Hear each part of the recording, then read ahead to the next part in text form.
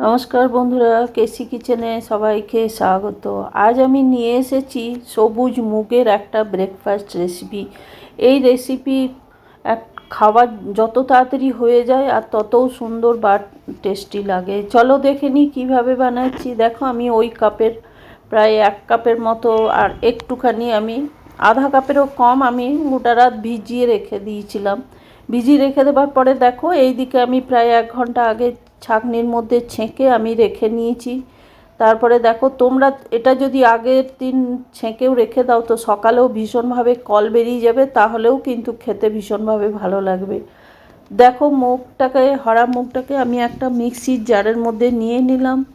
1 বাটি আমি হরা মুগ নিলাম, তো আধা বাটি আমি চিড়ে নিয়েছি। তার সাথে একটা লঙ্কা আর 1 টুকরো আদা আমি দিয়ে দিয়েছি কেটে, আর কিছুটা আমি ধনে পাতার যে ডাঁটিগুলো হয় আমরা সাধারণত ফেলে দিই, আমি ফেলে না দিয়ে ওইটার মধ্যে দিয়ে আমি পেস্ট করে নিলাম। দেখো, পেস্টটা আমার কত সুন্দর হয়েছে। একদম ফাইন পেস্ট হবে না, কিন্তু 90% এটাকে পেস্ট করে নিতে হবে। পেস্ট করে নেবার পরে দেখো, আমি একটা বাটির মধ্যে ঢেলে নিলাম সমস্ত পেস্টটা।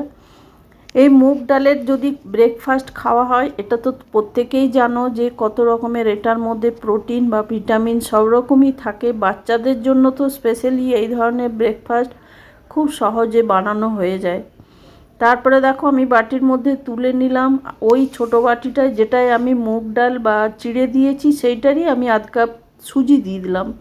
সুজি দিয়ে দেওয়ার পরে দেখো, কিছুটা টমেটোকে কেটে আমি দিয়েছি, কিছুটা ক্যাপসিকাম দিলাম, আর কয়েকটা কাঁচা লঙ্কা দিলাম। তোমরা যদি বাচ্চার জন্য বানাও তাহলে কিন্তু কাঁচা লঙ্কাটা বা ঝালটা বুঝে দিও। তারপরে দেখো, আমি এটার মধ্যে জল দিয়ে খুব ভালো করে ব্যাটারটা তৈরি করে নেব।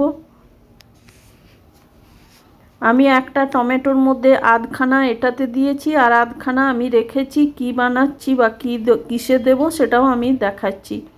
তারপরে দেখো, এটা আমি পুরো ব্যাটারটা বানিয়ে আমি ওইদিকে প্রায় 15-20 মিনিটের মতো ঢাকা দিয়ে রেখে দিলাম। তারপরে দেখো, এই দিকে আমি একটা বাটির মধ্যে পেঁয়াজটাকে ছোট করে কেটে নিয়েছি, আর কিছুটা আমি ওই দিকের যে টমেটো রেখেছি সেটাও দিয়ে দিলাম, আর কিছুটা ক্যাপসিকাম আমি ওর থেকে তুলে রেখেছি সেটাও আমি দিয়ে দিলাম, কয়েকটা কাঁচা লঙ্কাও দিয়ে দিলাম, আর কিছুটা আমি ধনে পাতা দিয়ে দিলাম।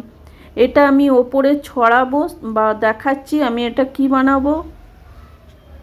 তারপরে দেখো, 1 চামচের মতো আমি গোটা জিরে দিয়ে দিলাম, আর 1 চামচ আমি এটার মধ্যে ম্যাগি মশলা দিয়ে দিলাম। তোমাদের হাতের কাছে যদি ম্যাগি মশলা না থাকে, মিট মশলা বা চিকেন মশলাও তোমরা দিয়ে দিতে পারো। তারপরে দেখো, এর মধ্যে আমি একটুখানি হাফ চামচের মতো আমি এটার মধ্যে নুন দিলাম। ওইদিকে যে ব্যাটারটা করে রেখেছি সেটাতে আমি এখনও নুন দিইনি, নুনটা দেবো সেই জন্য এটার মধ্যে খুবই কম দিলাম। তারপরে দেখো, এটাকে খুব ভালো করে আমি এটা মাখিয়ে নেব। নুনটা মাখিয়ে আমি ওইদিকে রেখে দিলাম। তারপরে দেখো, এইদিকে 15-20 মিনিট পর আমি ফিরে এলাম। ফিরে দেখো, দেখাচ্ছি পুরোটা আমার জলটা টেনে নিয়েছে বা শুকিয়ে গেছে। এবার আমি এর মধ্যে একটুখানি গোটা জিরে দিলাম, 1 চামচ আমি জিরে গুঁড়ো দিয়ে দিলাম, হাফ চামচের মতো কাশ্মীরি লঙ্কার গুঁড়ো দিলাম, আর 1 চামচের মতো আমি এটাতেও ম্যাগি মশলা দিয়ে দিলাম। ম্যাগি মশলা দিয়ে দেওয়ার পরে দেখো, এর মধ্যে আমি পরিমাণ মতো নুন দিয়ে দিলাম। তোমরা যে যেমন নুন খাও সেটা কম বেশি করে নিও। আমি যেহেতু এটার মধ্যে নুন একটু দিয়ে দিলাম, নুন দিয়ে বেশ ভালো করে এটাকে মাখিয়ে নেবো এই ব্যাটারটা।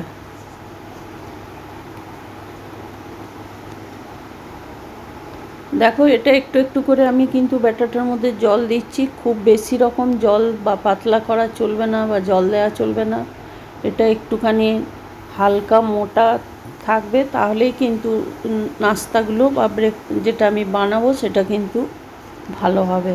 তারপরে দেখো, এটা মেখে নেওয়ার পরে আমি কিছুটা 1 থেকে 1.5 চামচের বড় চামচের মতো আমি ইনো দিয়ে দিলাম। ইনো দিয়ে দেওয়ার পর ওর মধ্যে আমি একটুখানি জল দিলাম, নিয়ে ইনোটা কিন্তু যখন কড়াইয়ে বা ফ্রাই প্যানে দেবার ঠিক আগেই ওটা দিতে হবে। তারপরে দেখো, ওইটা আমি মেখে নিলাম। ইনোটা দিয়ে মেখে নেবার পর এইদিকে আমি একটা ফ্রাই প্যান চাপিয়ে কিছুটা তেল আমি ব্রাশ করে দিলাম। তোমাদের কাছে যদি হাতের কাছে ইনো না থাকে তাহলে তোমরা বেকিং সোডা বা বেকিং পাউডারও দিয়ে দিতে পারো, তাতেও কিন্তু ভালো ফুলবে। আর বেকিং সোডা বা ইনোটা দেওয়ার মানেই এটাই যে এটা ভীষণভাবে ফুলে যাবে আর ভেতরটা খুব সফট হবে, আর সফট হলে কিন্তু খেতেও ভীষণভাবে ভালো লাগে। তারপরে দেখো ফ্রাই প্যানের মধ্যে আমি এটা খুব সুন্দর করে ছড়িয়ে দিলাম চারদিকে, সাইড থেকেও একটুখানি আমি শেপ দিয়ে দিলাম। তারপরে ওইদিকে যে পেঁয়াজ, ক্যাপসিকাম বা টমেটোর যে আমি একটা বানিয়ে রেখেছি সেটা আমি উপরে ছড়িয়ে দিলাম। অনেক সময় এটার উপরে আমি কিন্তু তিলও দিয়ে দিই, সাদা তিল, সেটা দিলেও কিন্তু খেতে ভীষণভাবে ভালো লাগে। তারপরে দেখো 3-4 মিনিটের মতো আমি ঢাকা দিয়ে রেখে দিলাম মিডিয়াম আঁচে। তারপরে আমি ধীরে ধীরে এটা উল্টে দিলাম। উল্টে দেওয়ার পর আবার আমি ঢাকা দিয়ে রেখে দিলাম 2 মিনিট। তারপরে দেখো আমার কত সুন্দর নাস্তাটা হয়ে গেছে। এবার আমি তাওয়ার থেকে বা ফ্রাই প্যান থেকে উঠিয়ে নেব আস্তে আস্তে। এটা যেহেতু মোটা সেই জন্য এটার মধ্যে 2 চামচ দিয়ে তুললেই বেশি ভালো হয়, বা 2 খুন্তি দিয়ে উঠালে কিন্তু বেশি ভালোভাবে উঠে যায়। তারপরে দেখো আরেকটা আমি দেখিয়ে দিচ্ছি আমি কিভাবে বানাচ্ছি, আরেকটা আমি দেখাচ্ছি। দেখো আবার ব্যাটার নিয়ে আমি আবার সমানভাবে এটাকে আমি গোল করে দেবো। এটার মধ্যে কিন্তু আমি একটুখানি সাদা তিলও দিয়ে দিচ্ছি, ওপর থেকে একটুখানি তিল ছড়িয়ে দেবো, তাহলে কিন্তু বাচ্চাদের জন্য খেতে ভীষণভাবে ভালো লাগে। দেখো আমার সবগুলো একটা একটা হয়ে গেল।